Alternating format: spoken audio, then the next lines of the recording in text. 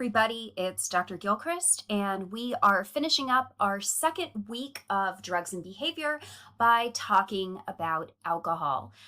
So just as a reminder, because this is the last lecture for the week, don't forget your 2 forum posts and don't forget your quiz. Both of those are going to be due on Sunday night. Both of your 2 forum posts and your quiz are going to be due on Sunday night at 11:55. Something to kind of keep in mind as well, since we are coming up on the 3rd week of classes, your very first writing assignment will be due. So make sure that you are taking a look at some of those different guidelines to make sure that you are following instructions appropriately. So today we're going to talk a bit about the history of alcohol as well as its psychopharmacology. We'll finish up talking about some of the different neurochemical effects. Kind of as a spoiler, alcohol is very simple in its chemical structure, and as a result, it enters tissues, it has a lot of different effects on the body, and it works on a variety of different neurotransmitters. And then we'll finish up talking about alcoholism or alcohol substance use. So one of the things that we know is that alcohol is the most commonly used depressant in the world. After caffeine, it is the second most commonly used psychoactive drug here in the United States. And we can pretty safely say that it is the drug that is probably the most abused. It has a wide variety of effects on things like mood, behavior, but chronic use can be really damaging to the person that's using it. And most people are accepting its use despite the fact that it's very damaging. So it's interesting how alcohol can cause a lot of problems, but at the same time is often considered socially acceptable to use. So basically, we are going to talk a little bit about some of the different effects of the drug, its mechanisms of action, and its long-term effects on the body. So ethanol, which is basically what alcohol is made of, it's ethyl alcohol. This is the alcohol that we are most familiar with. It's basically made up of 2 different carbon atoms, something that complements hydrogens, plus a hydroxyl group. And this is going to be characteristic of all alcohols. Now, ethyl alcohol is a little bit, or ethyl alcohol, I always call it ethyl alcohol. Isopropyl alcohol, which you may use for like rubbing alcohol or for antiseptic purposes, as well as methyl alcohol, which is also known as wood alcohol.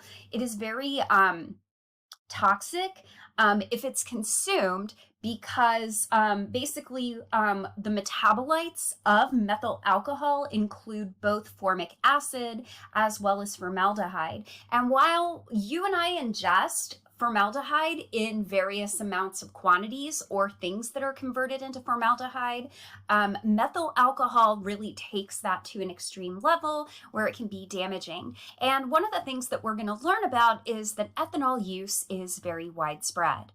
So here are some of the different rates of ethanol use. This is based off of 2010 data. So again, this was maybe 15 years ago, 14 years ago. And you can see we have per capita consumption in liters. You can see that some of the largest users of countries that use alcohol include areas like Russia, as well as components of Eastern Europe, Canada. Canada also uses quite a bit, as do parts of Southern Africa and Europe. The United States is a little bit lower in that regard, as is South America. And then you have lower levels of use in areas like Eastern Asia, the Middle East, Northern and Central Africa, as well as parts of Central America and South America as well. So you can kind of see that there are varying rates of alcohol use based on country. So now let's talk about a very brief history of alcohol use. Now, alcohol use here in the United States basically began when immigrants came over and started using, but its history is considerably longer than that. So As I kind of mentioned, it is the second most widely used drug in the United States. It is also the most abused. It has been used since 6000 BC, before Common Era. Some estimates have actually put that as far back as 8000 before Common Era, BCE. And this was often in the form of fermented honey wine, better known as mead, as well as beer. A couple of interesting things: around 3700 BCE, the Egyptians basically produced the first beer. It was called Hek, H-E-K, and it was thick enough that a spoon that was put into it could stand up. And then wine may have potentially come from Babylonia as early as 1700 BCE. Alcohol was really popular with the Romans, and there are some historians that believe that it was alcohol that may have led to the decline of the Roman Empire. And over time, because alcohol occurs with fermentation, so this is basically how you're going to get things like wine and beer. But if you want things that are stronger, you're going to have to do what is called distillation. And distillation basically increases the alcohol content. So that includes things like aqua vitae, referred to as the water of life. This was the first distilled conversion of wine into brandy in Italy. And additionally, in the post-feudal Netherlands, there was the production of gin. And it's the production of gin that basically is often credited to really the beginnings of bad alcohol abuse in Europe. Gin was more potent than wine, it was cheap, and it was introduced during a major time of social upheaval. So gin turned out to be one of the ways that you could really live with poor living conditions and social instability. And it really became very commonly used by the lower classes. The middle classes tended to drink beer. And so, like I said, you'll get kind of productions of this. This is an engraving by William Hogarth. And this is called Gin Lane. And this basically kind of has the depiction again that gin is for poor people and beer was more respectable and it was for middle class folks. Now, in the early United States, as I kind of mentioned, alcohol was basically brought from Europe to the United States, and taverns were third places, basically places that were not places like church or work or home, where you could basically get some various town events would happen there. And so taverns were a real space for those kind of things to occur. And basically, generally, Americans drinking alcohol was pretty high up until about the 1830s, when the temperance movement really begins. And initially, it was all about an effort to reduce consumption. Something that I kind of mentioned in our previous lecture on policies for drug abuse and addiction is that over time, it was less about reducing consumption and it became abstaining entirely, this notion of teetotaling and banning sales and importation of alcohol. So offshoots basically use things like social and religious arguments to basically convince people that alcohol was the reason that it was responsible for broken families, poverty, crime, and these are used even today for a variety of different drugs. Like I mentioned, later temperance efforts were more hard-lined and they were kind of tied to these moral ills.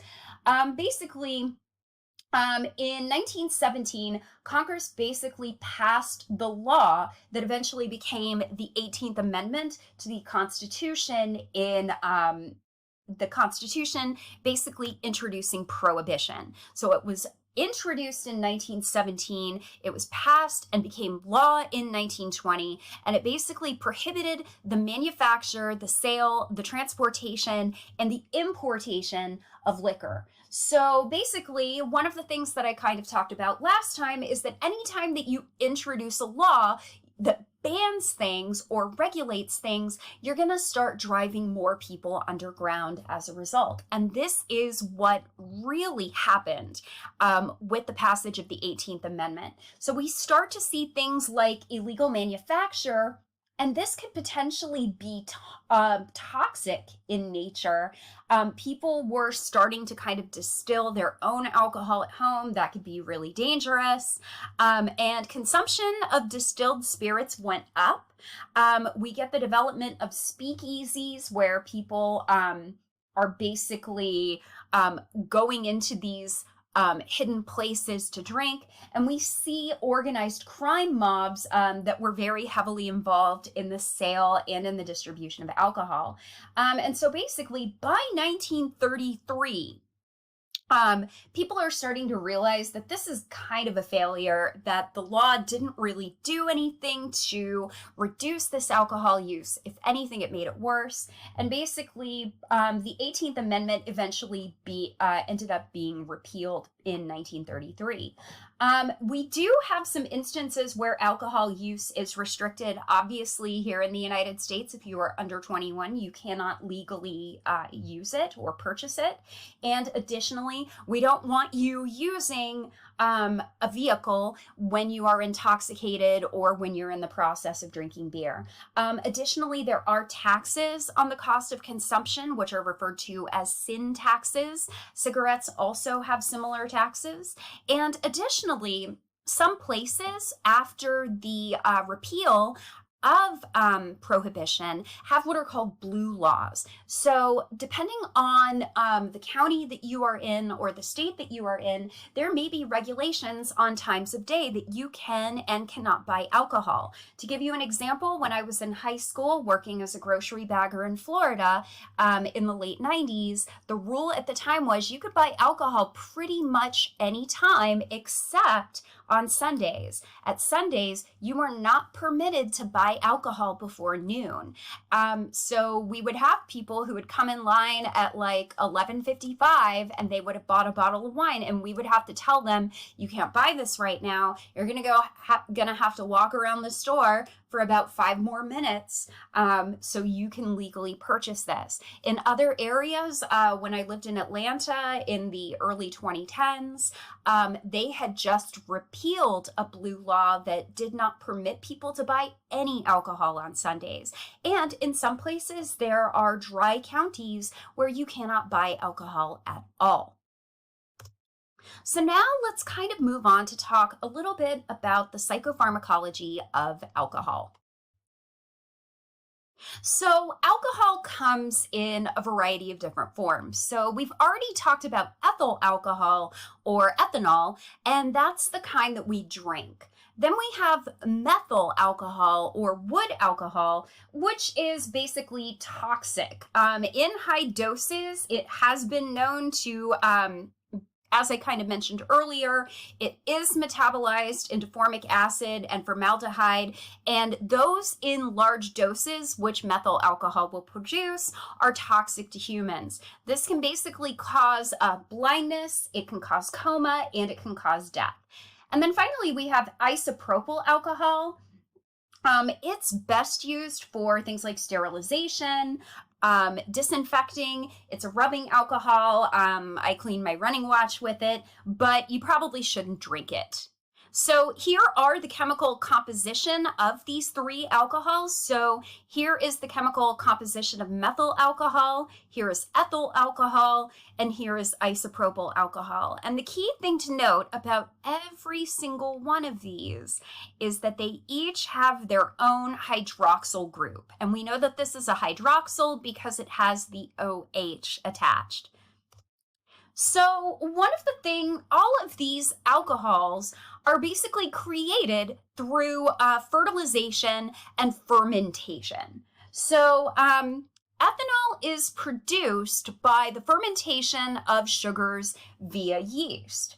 And ultimately, the type of thing that you are fermenting determines the type of alcohol that you get. So for example, if you are So we're basically going to have yeast cells. They're going to fall onto a product that contains sugar. This could be things like honey, if you want to produce mead, fruit, if you want to produce wine, particularly grapes, grains, if you are wanting to produce beer, or like things like rice to get something like sake. Now, basically what's going to happen is as they ferment, yeast is going to convert each sugar molecule into 2 molecules of alcohol and 2 molecules of carbon dioxide.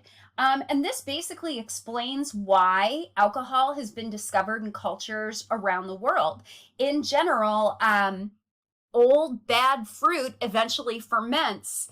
You chase some of that fruit, like especially if I've had oranges that are like probably on their last days before they get really bad to eat, they're going to have a little bit of an alcoholish taste to them. And that's because that fermentation process is beginning. So it's easy to see why this would be happening all around the world. And ultimately what we're going to see is that the fermentation process is basically going to continue until the alcohol concentration is at about 15%. And that's going to basically make yeast die. So most wine that you would drink would have an alcohol content in this range. But we do know that alcohol content is greater than 15%. But to be able to do that, you're going to have to do a process called distillation. So basically what you're going to do is you're going to heat that fermentation up to the point where the alcohol basically boils off in steam and it leaves some of the water behind. The vapor is going to pass through some cooling tubes, which is called a still, and it basically is going to condense and become a liquid again, and that's how we get hard liquor or distilled spirits. So if you want things like whiskey, brandy, rum, tequila, vodka, gin, that's how you're going to get that distillation. Now, the alcohol concentration is going to vary from about 40 to 50%. Another way that you could actually increase the concentration is to add additional alcohol. And this is how you would make fortified wines like sherry. But basically, to kind of give you an example, if you distill something that's basically almost pure alcohol, you get Everclear. And having tasted it in a slushy once, I do not recommend. It does not taste very good. Now, regardless of the form, one of the things that we are going to find is that alcohol is very high in calories. And part of the reason for this is because we are fermenting sugar. So alcohol has a very high sugar content. However, it does not have protein, it does not have vitamins, and it does not have minerals. So it may be very delicious, but it doesn't really provide us with any sort of nutritional benefit. So I wanted to pull up this article that I wanted to share with you. It's just a very simple infographic of calories in common alcoholic drinks. So one of the things that we're going to find is just in general, this is going to be based on a particular serving size. This is going to be about 5 ounces. And so you can kind of see that a single serving of red wine is going to have about 125 calories. A single serving of white is going to be 121 calories. Sparkling wines such as champagne or Prosecco are going to have about 106 calories. And they make sure to let you know that it's the equivalent of 30 strawberries. I don't think we need to really get into the calories for that. Having said that, remember that calories are units of energy. Now, in terms of beer has a larger serving size. And so a light beer is going to have a serving size of about 12 ounces, about the size of a can of soda. It's going to be about 100 calories. A regular beer is going to be about 153. A darker beer is going to have slightly more. A hard cider is going to be close to 200 calories. But when we get into liquor, And especially if you're mixing that liquor with other things like tonic water, Coca-Cola, or things like that, it's going to really up that content. So here we have 15 ounces of vodka, is basically 97 calories. Rum is 97, as is whiskey. Tequila is 97. Gin is about 97. If we get into cocktails, this is where it really starts to add up. 12 ounces of a rum and Coke is going to be about 233 calories. Gin and tonic is about a 202. Vodka soda is about 97. Margarita is about 163. And a whiskey sour is 158. Now, the reason that I am telling you this, I am not telling you this not to tell, I'm not telling you all of this to say don't drink. What I am saying is they do have a lot of sugar, and they're also not providing you with anything else. There are no vitamins, there are no minerals. And so, generally, this isn't going to be a problem for most people unless you are using chronically. Now, in very small doses, as we're going to talk about a little bit later, or in moderate doses, alcohol can stimulate your appetite. It's part of the reason why when you go to happy hour, in addition to drink specials, there's probably going to be appetizer specials. The reason for that is it's an appetite stimulant. That's when you want all the greasy food. The problem is when you start progressing to chronic use, you're drinking most of the time, and it's an appetite suppressant. Because you're not getting proteins, vitamins, or minerals, you end up getting malnourishment. And this can lead to brain damage and a lot of other problems. So like I said, this really matters if you're a heavy drinker.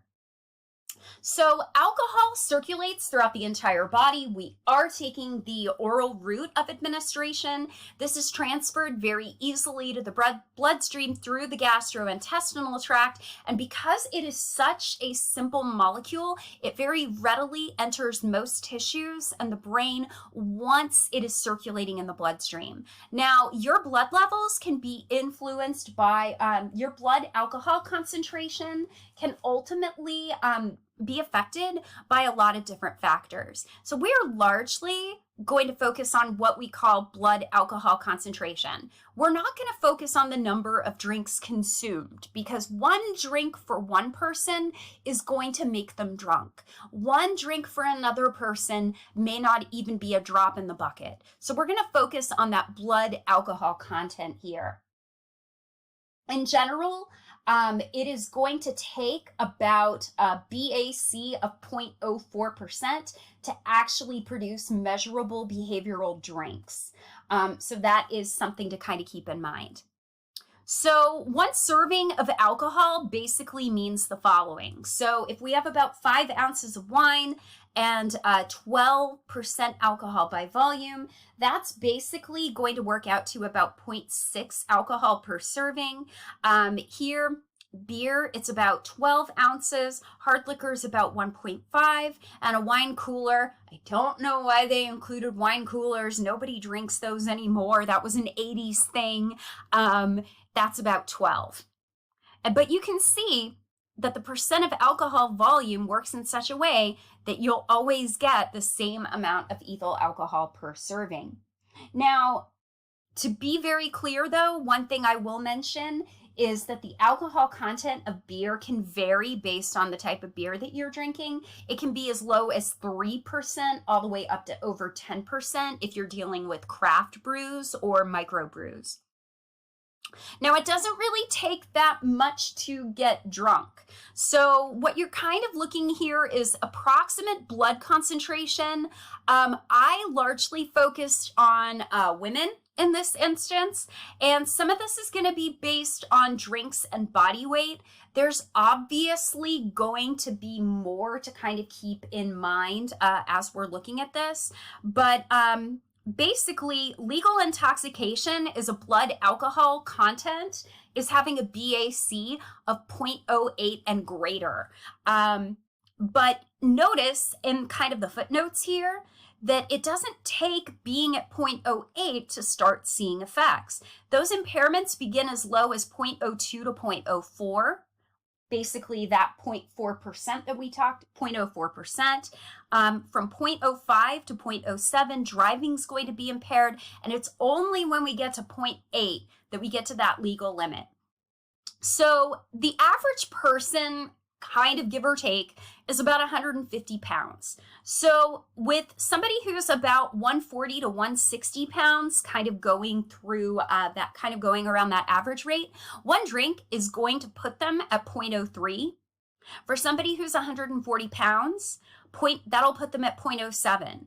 For somebody who's on the lower end, it may only take 2 drinks to get them at that legal intoxication limit. So notice here that the ones that are kind of darker here are ones that are above the legal limit for or at or above the legal limit. Here, we're already starting to see some impairment. So really, for a lot of people, that's really not going to come into play. That's going to start coming into play with 2 drinks. If you're on the lower end of your body weight, these impairments might come into play with 1 drink. So something to kind of keep in mind. So how is alcohol ultimately absorbed and distributed? So alcohol is basically going to move across these membranes through passive diffusion. So about 10% is absorbed from the stomach, about 90% is absorbed from the small intestine. And generally, passive diffusion means we're going to move from areas of higher concentration to areas of lower concentration. As a result, the greater of concentration of alcohol that you've consumed, the more rapidly it's going to move as a result. And that's ultimately going to produce higher blood alcohol concentration. One thing that I will mention that can be really important if you know that you're going to drink is that the presence of food actually slows that absorption because you're delaying movement into the small intestine. Milk in particular can delay absorption. And another thing is that carbonated alcoholic beverages like champagne, Prosecco, White Claw, and things like that, they're actually absorbed more rapidly because carbonation speeds movement from the stomach into the intestine. Generally, the more that you drink, the higher your blood alcohol concentration is going to be. So here we have blood ethanol in milligrams per milliliter on our y-axis. Here we have time on our x-axis. You can see 15 milliliters, you get a high little spike, but then after the first hour, it kind of drops. And one of the things that we do know is you can generally clear 1 serving of alcohol in about an hour. So you can get rid of 1 drink per hour. Here, if you have 30 milliliters, notice that that time to peak has been shifted over a little bit, and you're not fully going to get it out of your system for a little bit longer. Notice that peak is even larger when we double that dosage. So you can see higher dosages mean higher BAC. And as I kind of mentioned, don't drink on an empty stomach. Having food in your stomach slows the rate of absorption. As a result, you are not going to get as high of a blood alcohol concentration. Here's what it looks like with a meal. Here's what it looks like with an empty stomach. You can see you're going to feel more of those effects. You're going to have more impairment than if you have food. Now, if you have food and you're drinking, you are still potentially impaired, so don't think that you're okay to get into a car, but do be aware you're not going to feel as much of those effects, but those effects might still be happening. I would also recommend that you do not try to keep up with your assigned male at birth friends. We know that there are sex differences in terms of how alcohol is processed. Certain enzymes that are present in stomach fluids, they're 60% more active in people who are assigned male at birth than they are in those who are assigned female at birth. That means that there's going to be a higher concentration of alcohol that will be more absorbed more rapidly in people who are assigned female at birth. The other thing that kind of plays a role here is a critical enzyme that breaks down alcohol called alcohol dehydrogenase. As I kind of mentioned, it's more active in AMAB than AFAB, and ultimately that means there's going to be a higher concentration of alcohol in people who are assigned female at birth. Additionally, body size plays a role here. In general, women or people who are assigned female at birth tend to have a smaller fluid volume because they tend to be smaller than people who are AMAB. Additionally, women have a higher fat to water ratio, and as a result, it is not going to take too many drinks for somebody who is AFAB to end up getting drunk, even if they're trying to match an AMAB for drinks. Like, don't try to match people on drinks. Everybody is different, and we know that there are some very clear sex differences here. As I mentioned, AFAB have a smaller fluid volume. They tend to carry more body fat, and as a result, alcohol is going to be more concentrated. Now, let's kind of talk about metabolism and kind of pharmacokinetics.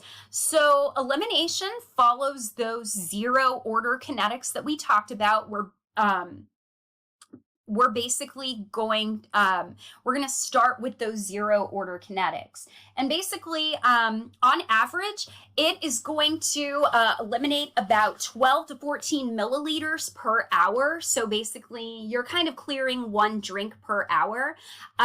If enzymes are saturated, so at that point, if you already have too much alcohol in your system that can't really break it down, that's when first order kinetics may apply, and at that point you're really dealing with half-lives. About 95% is going to be metabolized by the liver before it's ultimately excreted as carbon dioxide and water in the urine. Now, about roughly 5% is eliminated in its pure form through the lungs. So like I mentioned, almost all alcohol, about 95%, is metabolized by the liver, 5% is excreted by the lungs. Ultimately, what does this mean? It means that breathalyzers can be really good ways of checking people's alcohol content. And even if you do not feel drunk, they can get a pretty good metric of how much you've been drinking and whether or not you're at that legal limit just by checking the breath. So now let's talk about the breakdown and the metabolism of alcohol. So here's alcohol. The first enzyme that's going to be really critical is alcohol dehydrogenase, which is going to produce acetaldehyde. We don't want too much acetaldehyde in our system. And that's partially because when it builds up, it can cause problems like flushing, nausea, headache, and increased heart rate. So we don't want this building up too much into our system. So we have another enzyme, acetaldehyde dehydrogenase, or ALDH, that will break acetaldehyde down into acetic acid. And at that point, an oxidation reaction produces carbon dioxide, water, and energy. One of the things that we're going to talk about is that there are some genetic differences in ALDH activity, or they can be inhibited by drugs like disulfiram or antabuse, which we'll talk about later. Now, this is where genetics is really important. So for about 10% of people from Asia, so people from Japan, Korea, China, etc., their genes code for an inactive form of ALDH. So as a result, even drinking small amounts of alcohol for these people will lead to a buildup of acetaldehyde, causing intense flushing, nausea, vomiting, tachycardia, headache, and sweating. Generally, these people are almost going to totally abstain from using alcohol. And they're also not going to be at risk for things like alcoholism because it's just drinking alcohol just leads to these unpleasant experiences. Now, another 40% of the Asian population kind of has a they have a code for an active and an inactive enzyme, so they're heterozygous. And as a result, they will have an intense response to alcohol, but it won't be as bad as the inactive form. And so they might get flushing. They are also going to be partially protected from alcoholism. And basically the ALDH gene, depending on which version you have, may potentially make you more or less likely to succumb to something like alcoholism. So for people who get these kind of effects, it can actually be a protective factor against alcoholism because drinking alcohol produces these unpleasant effects. So what other enzymes break down alcohol? So now we're talking about liver enzymes. So we've already talked about alcohol dehydrogenase and acetaldehyde dehydrogenase. And now we're going to talk about those liver enzymes. We talked about the cytochrome P450 family, and that's going to be a really critical family for breaking down a variety of drugs. And they're also going to convert alcohol into acetaldehyde. An example of this is the CYP2E1, or the microsomal ethanol oxidizing system, or MeOS. They metabolize a lot of other drugs in addition to alcohol. Now, here's what this means though. Alcohol is going to compete with other drugs for that breakdown. So alcohol consumption may potentially lead to potentially dangerous levels of other types of drugs. So as a reminder, look for warnings on prescription and over-the-counter medications before you consume alcohol with any other drug. When alcohol is consumed on a regular basis, what's kind of interesting, normally I would say that the when you drink alcohol on a regular basis, the liver enzymes increase in number, which increases the rate of metabolizing alcohol. And basically, that enzyme induction can potentially lead to tolerance. So like I said, you get that enzyme induction, alcohol is going to be metabolized more rapidly, and that's going to lead to tolerance. Now, heavy use can basically impair these enzymes because you will end up getting liver damage. So this will ultimately impair your ability to metabolize alcohol and other drugs. Now, when we talk about developing a tolerance, there are 4 different mechanisms that we're going to talk about. Now, something that you might need to know for later, especially when we talk about these drugs later, alcohol, because of the way it works, does develop a cross tolerance with drugs like barbiturates and benzodiazepines. So if you become tolerant to alcohol, you will also have a tolerance to barbiturates and benzodiazepines, even if you've never taken them.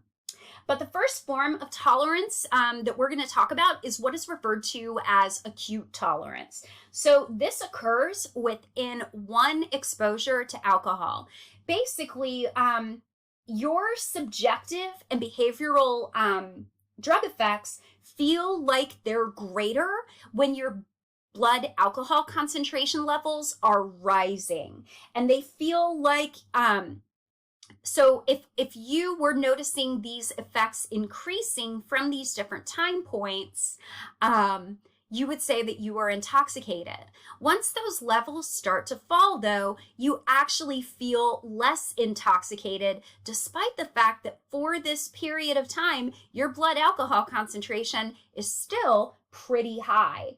It was actually found with that in rats that basically were given alcohol to become uncoordinated, their incoordination was 50% less, so they actually became more coordinated when those blood levels were dropping. But basically, this is a problem because you're going to feel like you're sober and the alcohol is still not necessarily out of your system yet. And so one of the things that means is that you're going to perceive that you're less intoxicated on the descending limb of this blood alcohol curve. And you're like, oh yeah, I sobered up. I can drive. I'm okay. And that may not actually be the case. The next type of tolerance is that metabolic tolerance. So we know that the more that you drink alcohol, the more that those P450 liver enzymes will increase. Then there's pharmacodynamic tolerance. The neurons in your brain are basically going to begin to adapt. They're going to make compensatory changes in their cell functions, and we'll talk a little bit more about some of the different ways that your neurons will compensate. And then finally, we have behavioral tolerance. These are compensatory conditioned responses that basically may happen. So, for example, researchers have done animal experiments. Alcohol initially is supposed to reduce blood temperature. It's a vasodilator, and because of that, it's going to actually reduce your body temperature. But if you give that animal alcohol in the same environment, they will have a compensatory increase in their body temperature so that it reduces that initial low body temperature that they displayed when they were initially given alcohol. So generally what we're going to find is that if you develop a tolerance at that point, there is a greater likelihood that you will develop a physical dependence. And basically the intensity and the duration of that withdrawal depends on how much and how long you take that drug. And as I mentioned, you will develop a cross dependence with similar drugs. So in the case of alcohol, you will develop a similar dependence with benzodiazepines like Xanax and also barbiturates, even if you've never taken those drugs before. So here on our x-axis, we have total alcohol dose. Here we have the peak withdrawal reaction. And you can kind of see that the more of a drug you take, the bigger that withdrawal reaction becomes. And hangovers have potentially been provided as evidence for withdrawal. So oftentimes with withdrawal, you're going to feel kind of sluggish, your heart rate's going to be really fast, you're going to have trouble sleeping. Some of those and often what we're going to see is that withdrawal effects are often opposite the effects of the drug itself. So let's kind of compare and contrast hangover symptoms with withdrawal symptoms. So hangovers include things like headaches, thirst, dry mouth, nausea, and malaise. Withdrawal will be tremors, anxiety, high blood pressure and heart rate, sweating, and nausea. And you can see some similarities there. With withdrawal, you're going to experience in higher amounts what are referred to as delirium tremens or DTs. This could potentially include hallucinations, convulsions, and panic attacks. Now, there are some social factors that also influence our behavioral effects. So one of the things that we do find is that you and I have a lot of ideas about what alcohol should do and what alcohol should not do. So we often have these societal expectations of alcohol. It's going to make you more sociable. It's going to make you more sociable. That's why happy hour exists. Additionally, it's there to reduce anxiety. So it's kind of a way to blow off steam at the end of a hard week or the end of a rough day. How many of you have been through a period of, have seen somebody who's going through a stressful day and they go, oh, I need a drink. That's why. There's this idea that it's there to take the edge off, to reduce anxiety. We also know that society does believe, for example, that alcohol, particularly in those who are AMAB, can increase aggression. And it has apparently, and it turns out this part's not actually true, we might get enhanced sexual responses. This idea that being drunk when you have sex makes it even better. And because of these different types of enhanced sexual responses, there are very powerful, pronounced placebo effects. So do these expectations actually match up with reality? So we know that low doses can reduce anxiety, and we do see reduced inhibition and increased sociability in group settings. However, we do see reduced judgment. So we do see unsafe sexual behaviors, not using protection, having protection with multiple partners, as well as other risk-taking behaviors. Additionally, there can be some acute memory effects. So you may have heard of somebody who drinks enough alcohol to the point where they black out. They have not lost consciousness at that point. What has happened is that they have drunk so much alcohol that the inhibitory effects have reached the hippocampus and have effectively inhibited the hippocampus's ability to form new long-term memories. So somebody can be blackout drunk, but still be conscious. They will still be walking around talking to people, but when they wake up in the morning after they've sobered up, they won't remember what they did because the hippocampus was inhibited during that time. So we do know that there is an increased risk of automobile accidents, particularly on Friday nights and Saturday nights when people are more apt to drink. And we also know that that relative risk of accidents varies with age and blood alcohol concentration. So I'm going to ignore age 16 and 17. I don't know why the BAC is over here, but you can see that some of the greatest relative risks are between people who are 18 to 24, and especially as that blood alcohol concentration rises past the legal limit.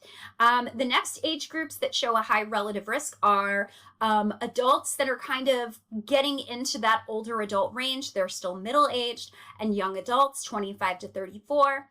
And then we have ages 35 to 54, like kind of in that end of young adulthood into middle age component. Now, there are some other risks that are associated with alcohol use. This is associated very strongly with homicides, sexual assaults, other violent crimes, domestic violence, and abuse. And we do know that high doses of alcohol lead to death, largely because of some of those zero-order kinetics. So we know that basically at about 0.15 BAC, so if you're at 0.15, you're going to experience vomiting to try to get that alcohol out of your system.